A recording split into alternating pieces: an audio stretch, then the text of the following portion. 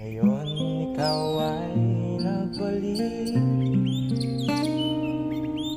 at tulad ko rin ng iyong pananabik, makita ang dating kanlungan, tahanan ng ating tula at pangarap. Ngayon ay naglaho na.